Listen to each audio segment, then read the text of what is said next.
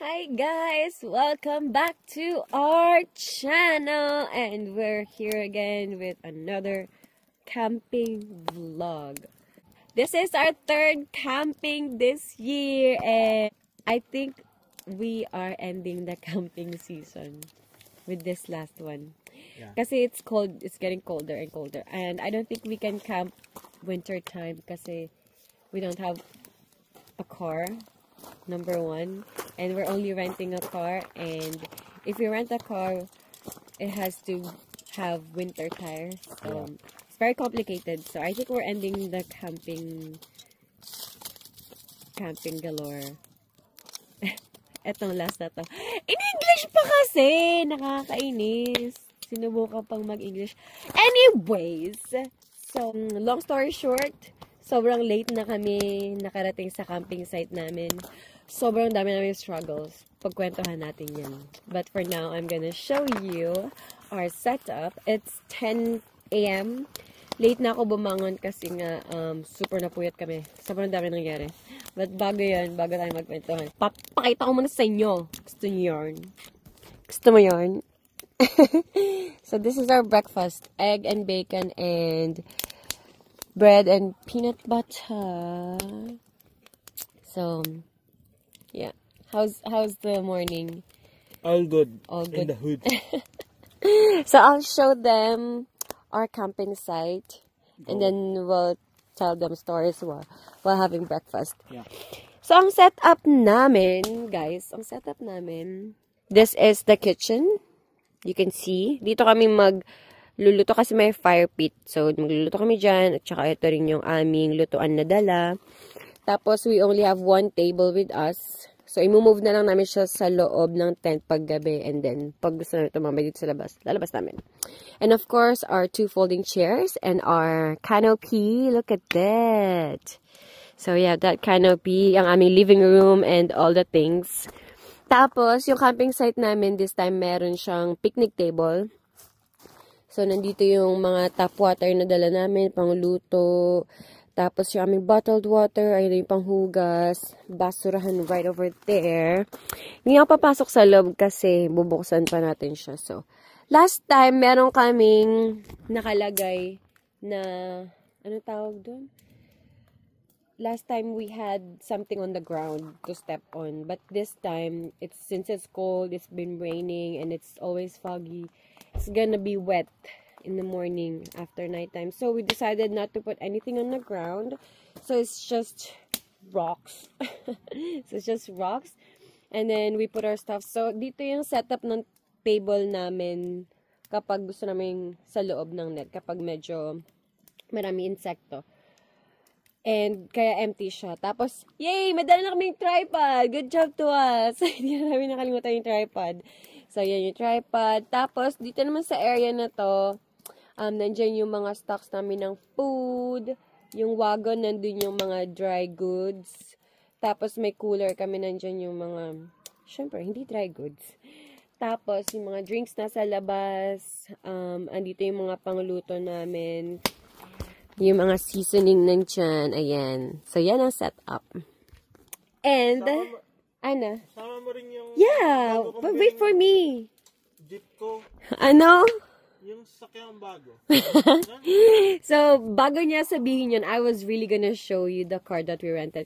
Last time ang nirent namin ay Volkswagen na Tiguan. And this time is the Jeep. Same lang din ng guy na pinagrentahan namin. So, mas maganda yung Jeep dito na pang-camping kasi off-road yung parang 35 minutes from Harrison papunta sa campsite. So, off-road siya. So, mas okay to. Tingnan naman ang itsura niya. Ang pinagdaanan namin kagabi talaga, guys. Grabe. I can't wait to tell you. But let me finish the tour, okay? So, ayan yung palabas ng campsite namin. We're at Beachside, Site 2. Yan. So, yun. Tapos, eto naman ang aming tulugan. We came prepared this time. Meron kaming tolda. Para pag umulan, hindi diretso dun sa tent namin. But, yeah, look at our baby tent. So, ang entrance ng tent namin, ay facing sa other entrance ng canopy para lusutan na lang. So, yung other entrance, we closed it na lang. It's gonna remain closed the whole time para hindi pumasok yung hamog-hamog, tsaka lamig ganun. And the windows are open like that para, ayun no, ganda! Tagos yung view, ang ganda, te, grabe. But yeah, so ang aming setup ngayon, hindi na kami magkahag matulog. Nakaloob na kami sa sleeping bag namin kasi malamig. Tapos, ang dala naming blanket ay 5. 4 yung magkakapatong sa ilalim para malambot at saka hindi namin ramdam yung lamig ng mga bato sa ground. Tapos yung isa naman nakalabas para in case na kailangan namin. So yeah. Oh, and this time, yung damit namin nakamaleta na guys. Kasi, in-expect na namin ng worst na baka mag-ulan, ganun, sobrang hamog. So, hindi mababasa yung damit namin. Pag nagpalit kami, fresh pa yung damit namin. Smart. So yeah, this is the Jeep. Look at that. Cute niya. So, this is so perfect for off-road. Alam nyo ba, nung nagtiguan kami, parang sobrang sikip ng namin, mga gamit namin dala. Pero feeling nga namin, mas madami kami dala ngayon kasi may maleta. Pero I guess, we got better preparing and packing, organizing, and all that. Kasi, madali kaming nag-set up, madali kaming nag-pack, madali nag-load si Kobe ng mga gamit namin sa car. Oh, baka hinahanap niyo yung aming paddleboard. Natutulog pa siya doon dahil hindi namin siya nagawa kagabi. But yeah, tara, kain muna tayo guys. Oh, I'm gonna show you our outfits. Our camping outfits. For Kobe, yes naman. Nagluluto siya, pero naka-windbreaker siya. Kanina. Para pag malamig. Naghati-hati kasi ako ng mga... Wow! So, this time may axe na siya. Last time hanap kami ng mga doon. Tugs, tugs. Wow! Wow! Parang pinapakita ko lang naman yung outfit mo. Bakit ang dami mo nang ginawa? So, ayan. Ako din! Show my outfit! So, ito na yung suot ko kahapon. So, I'm wearing my Blundstone boots. Sheesh. Yes. Serves its purpose. Serves its purpose. And then, this is a TNA thrifted pants. Sobrang dito ba tagos yung lamig. And then, this one is from Carlo. Thanks, Carlo. And this one is thrifted. Very Canadian! Yes. Sheesh. Ano yun? North Face. And this face. Sheesh. This one we got from Black Friday sale. Very Canadian, yes. Oh, guys, I'm gonna show you something. My birthday's coming up. Ayan, nakikita naman na. Okay. My birthday's coming up. And as a Game of Thrones fan and House of Dragon fan, Yeah.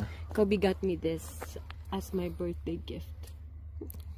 So, ito, sobrang cool. Sobrang pasensya na yung pasok ko. Napasok ko last camping namin. Nagpeklat na po siya. But it doesn't matter. So, ito, pag binili nyo ito sa Pandora, single lang siya, ganyan. But, nung bumili daw si Kobe, sabi niya, yung sales lady doon, nakasuot na ganito, tapos dalawa yung kanya. Kasi pwede mo siyang pagtabihin. I mean, i-build as one. And, mas maganda siya tignan as one. Look, diba? Sheesh! Mother of Dragons! Ay, mag-focus. So, yeah. Share ko lang. Breakfast na tayo. Let's go. Ito na itong coffee. Hi, guys. So, ipapakita ko lang sa inyo yung sandwich ko. Tapos magkwentuhan tayo. So, here's my sandwich. It has eggs, bacon, and then peanut butter. Yum! And our coffee. Cheers! Cheers! Mainit pa, hindi ko pa kaya. So, eto na. Sasama mo ba ako magkakwento? Buara ka na lang. Okay. So, ganito po ang nangyari. So, ang plano talaga namin ni Kobe ay mag-Cockburn Beach. Doon po sa dati naming pinupuntahan. Ay, pinupuntahan? Isang beses pa lang nagpunta. Doon sana puntahan namin last time kasi sobrang nagustuhan namin siya doon. So, ang nangyari nga, Padi umalis si Kobe ng work ng alas 2. Umalis ako ng work 2:30. So, si Kobe, kinuha niya na yung sasakyan kasi binok namin yung sasakyan ng alas 2. Mga 4 minutes walk lang naman siya from our house. So, malapit lang. So, kinuha niya na yung sasakyan, nag-pack na siya, ganyan-ganyan. Tapos ako naman, umuwi na ako ng 2:30. So, halos tapos na siya pagkarating ko. So, ang ginawa na lang namin after chinek lahat, alis kami. Tapos, kumuha kasi kami ng ice sa work. So, balik kami sa work, kuha ng ice. Then, napag-decide na namin, buti na lang, na kumain sa Jollibee. Sabi kasi ni Kobe, 8 minutes drive na lang naman, tara kumain na tayo. Tapos sabi ko, sige mag-drive-thru na lang tayo, ganun. Tapos sabi niya, dito na tayo kumain. Buti na lang na-convince niya ako kasi ayoko talaga, parang gusto ko sana pumunta na kami para maaga makapag-setup. So, kumain kami sa Jollibee. Parang 1 year ago na yata yung huli namin kahit sa Jollibee. So, nag-Jollibee kami, kumain kami. Then, nag-drive na kami papunta dito sa Cogburn Beach, dito sa Harrison. Ang drive ay 2 hours and 30.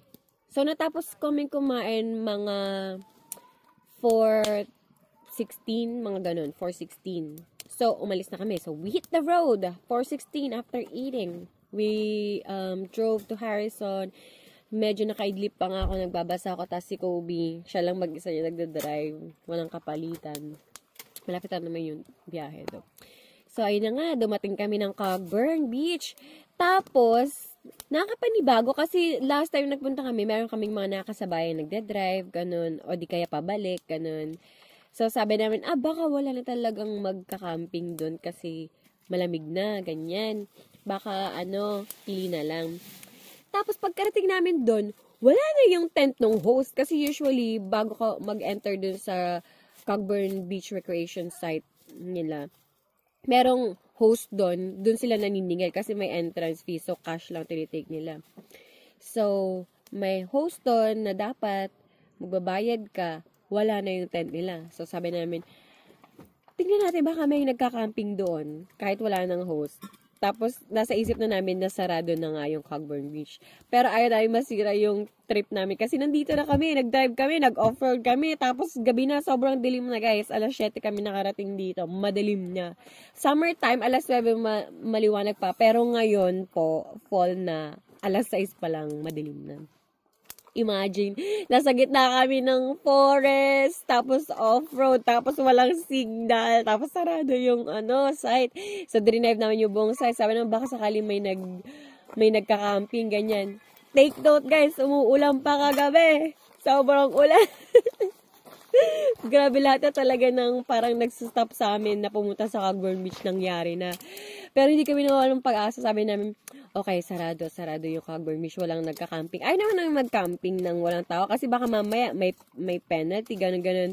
Pero habang nagdadrive ko pabalik, sabi namin, bakit tayo mape-penalty? Sino magdadrive dito para mag-check yung mga ganun? Parang pumasok lang sa isip namin. Pero dahil first-timers kami ng mga ganyan, ayaw namin i-risk.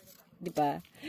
Tapos nagdadrive kami, may nakikita kaming bear tuwid. Black bear. Pero feeling ko, kasi wala nga tao, diba? So, bumababa yung mga bears.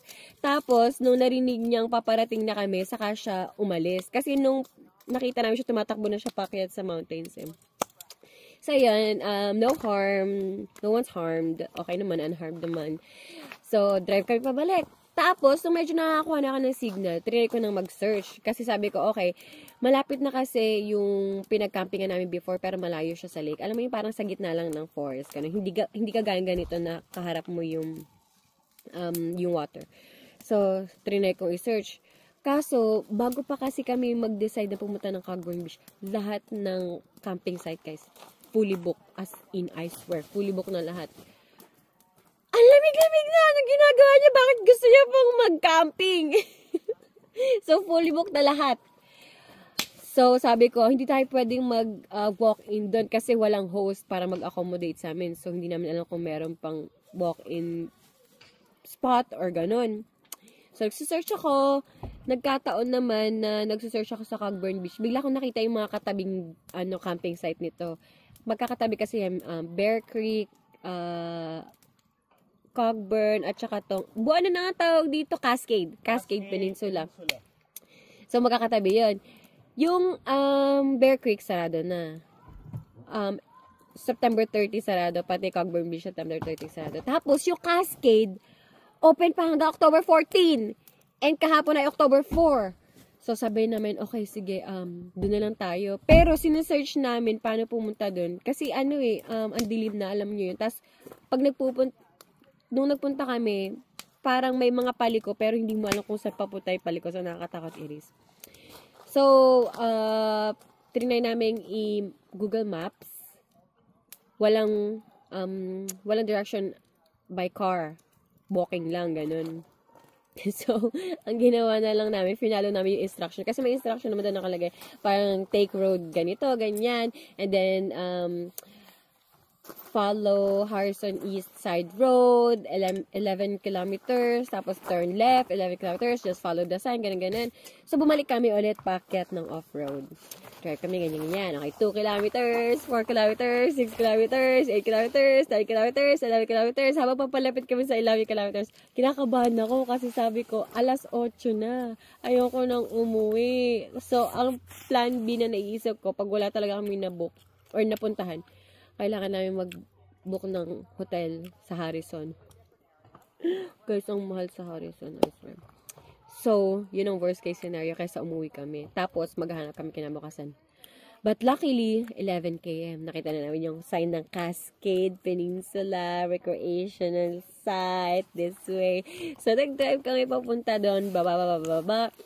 Dire-diretso, walang kasunod na sign. Nakakatakot. Tapos, nung medyo, nasa kalagitnaan na yata kami. May sasakyan. May nakita kami sasakyan. So, sinundan namin sasakyan. Sinusunod kami, ganyan. Tapos, yung pinunta na sasakyan, parang may gate. Tapos, may nakalagay na stop sign. Sabi ko kay Kobe, bumaba ka nga, tignan mo. Kasi baka mamaya, dun din sila papunta sa Cascade. So, bumaba siya. Tapos, yung babae, sabi kay Kobe, daw siya, private area. So, para makapunta daw, kailangan mo ng susi. Kahit may susi siya at inopen niya, hindi siya pala magpapasok ng sino-sino. Tapos, tinuro niya sa amin kung saan yung Cascade, which is yung kaliwang side, kaliwa kanan na side, na hindi mo maiisip na papunta pala dun. So, pag drive namin konting ganyan, biglang nandun na yung sign. Kung sino man po ang may-ari ng Cascade Peninsula, pwede po bang pakilagay yung sign dun sa may bungad na makikita? Kasi muntik na kaming mawalan na naman ng kung ano-ano. So, ayan, nakita na namin yung sign. Dire-diretso kami. Ang layo pa ng drive. Gano'n katagal kaya tayo drive? Mga 10 minutes? 5 minutes? 10-15. Mga ganon. So, imagine. 30 minutes off-road. Another off-road. Tapos, di drive kami. Tapos, may nakita na kami mga fairy lights. Sabi na, may nagka-camping doon. Ito. So, kinakabahan pa rin ako. Sabi ko, sana may site. Napapadasal ako. Sabi ko, Lord, kahit anong site na po. Kahit hindi po beach site. Tapos, pagdating namin dun sa may host, may RV pa nga. Kainin mo na. May RV pa. Kasi last time ganun din. So, parang empty lang talaga yung host site. Tapos, nagka-camping lang din dun yung host. Ang cute ng setup niya. Sobra. Gusto ko na ganun setup. But yeah, anyways. Grabe ang tagal kong magkwento. 10 minutes na to. So, ayun na nga. Di bumaba kami. Ganyan. Tapos, sabi niya, dun sa Cogburn Beach, close na siya, kaya walang host. Pero it doesn't mean na close na siya for camping. So, kung gusto mo pa rin daw mag-camping, pwede ka pa rin mag-camping. Kaso nga lang, walang host para maglinis, ganyan. Tapos, sabi pa nga niya sa amin, kung gusto nyo pumunta doon, pwede naman kayo pumunta doon. Pero sabi namin ni Kobe, since nandito na kami, itatry namin dito, diba? Para iba naman. So, merong nag-no-show sa mga bookings niya. Tapos, binigay niya sa amin tong beach side na site. Ang ganda! Buti na lang. Wow! Tingnan niyo si Kobe. Ininterrupt niya po yung pagkakwento ko. Habang nagkikwento ka dyan, magpapump na po siya ng Tapos siya mag-breakfast. Samantalang ako, daldal pa ng daldal. So, yeah. Ayun, guys. Tapos, nakarating kami dito. Hindi ko na alam. Hindi tayo tumingin ng oras, no? Pagkarating. Siguro yun.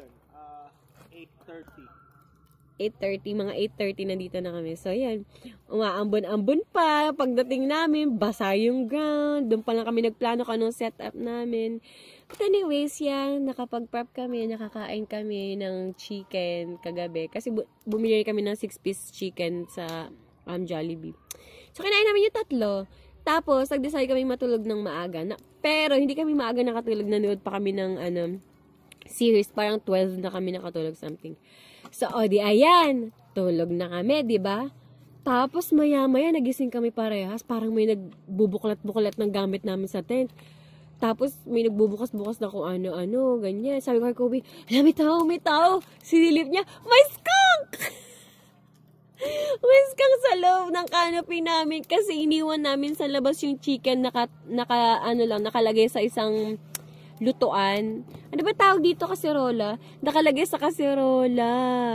Naamoy ng skunk. Tapos yung skunk so stupid. Hindi marunong lumabas, hindi siya makalabas. Ayaw naman namin takutin. Baka mamaya mag-spray ng mabawang utot o di ang baho na ng campsite namin. So, yun. Napuyat kami. Mga around 5 o'clock yun, guys. Mga 5, 10, 15, mga ganun. May skunk. Kinain yung natira naming chicken. Pero isa lang nakain niya. Balak niya yatang iuwi yung isa. Kaso, hindi siya makaharap ng exit. So, naiwan niya nung pinagbuksan namin siya. So, ayun, may skunk. Pero, yun lang naman ang nagalaw niya. Yung food, yung chicken lang. Kasi feeling ko naamoy niya. Kung natago namin yun or kung natakpan namin ng mabigat, feeling ko hindi niya makukuha yun. Sayang, sarap pa naman ng chicken. Sayang yung gravy namin. May large gravy kami. But yeah, anyways. And then natulog ulit kami. Kaya late na ako nagising ngayon. Kasi sobrang puyat. Naunang nakatulog si Kobe after nung skunk moment. Tapos ang lakas ng hilik niya kaya hindi na ako nakatulog. But yeah.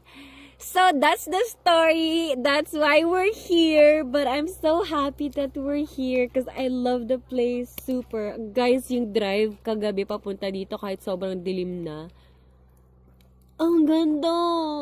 Kasi yung mga puno, yung forest, autumn color. May yellow, may green, may yellow-green, tapos orange. Ang ganda. Tapos ang sound trip namin, all too well. So, yan. Ang haba na ng kwento ko, pero sana panoorin nyo to kasi grabe yung adventure namin. Ano ba yung tamang term? One of the books or for the books? One of the books. Hindi, one for the books. One for the books, guys. Sana nag-enjoy kayo. Ako ay magbe-breakfast muna. So we can do more vloggings later. Okay? Ang saya. No? Thank you, guys. Sana na-appreciate nyo yung pag-vlog ko kasi gusto ko sinishare yung mga ganito namin. Panoorin nyo si Kobe. Pump it, baby! Pump it, baby! Pump it, baby! Ang ganda!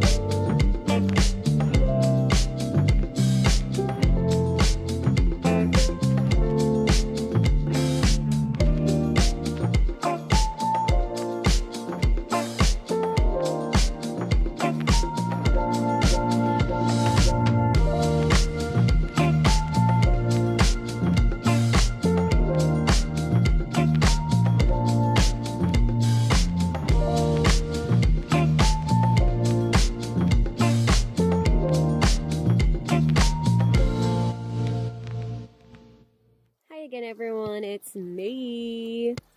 So I just want to show you something. What time is it? It's 3:50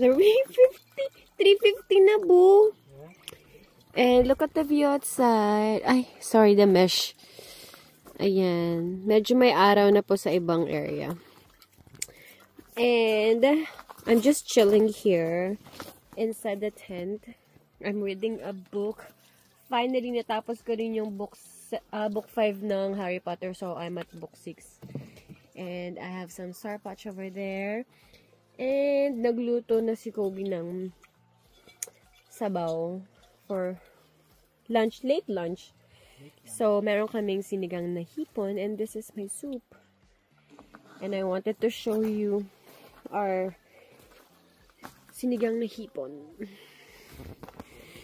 Over here. Ta-da! Wow, looks so yum. And magsasayang na si Kobe. Let's go. Sayang ka na, boo? Yes. And nakapag-marinate na rin siya ng kanyang barbecue. We're gonna do barbecue later. Sayang ko siya.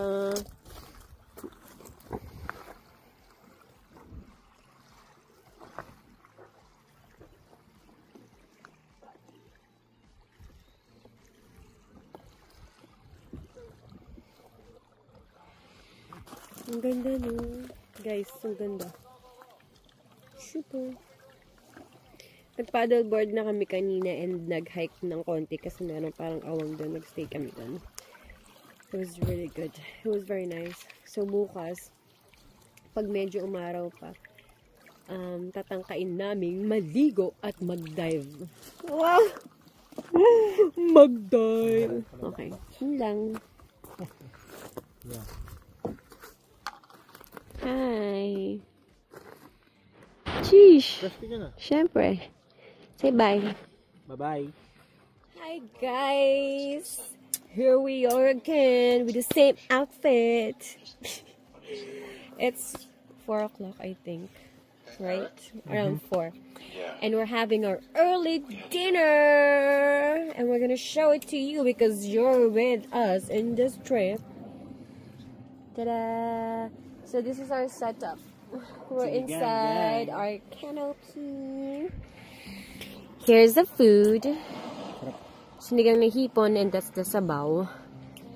Kobe with sinigang na hipon. He cooked this, chef. Hey, let's go, chef. Siyempre. And some tangerines. And we're watching Monsters. Ah, diba? Showing it to you guys because we love you. I hope you're enjoying. Some lunch. Come on. Yeah. Let's go. Hey, fucking star. Hi, guys. Wow. Mukha lang tostado kasi may ito na po yung aming barbecue. Yeah. Wow, looks Slowly so cook good. yan. Uy, lakas na. Looks so good. And I was doing my nails. Look. Ooh. Come here na. It's all good na. It's all good na. Wow. Get our drink. Para masarap na habang mainit. Okay, I'm gonna go out na din. Get our drink then. Let's come and get our drinks. And this is my nail setup, guys. I was changing my nails, as you can see. And I got my nails from Lainey. So pretty. So I always wear press-on nails na ever since I got press-on nails from her. Kasi they last really long and then you can just change whenever you want. That's it. Okay, bye! I'm gonna show them our drinks. Ta-da! Let's see if it's good. It's Captain We're Morgan. gonna try Mai Tai. Sheesh. Have you tried Mai Tai before? Not yet. Not yet, okay. It's our first time. Hello, guys. Oops.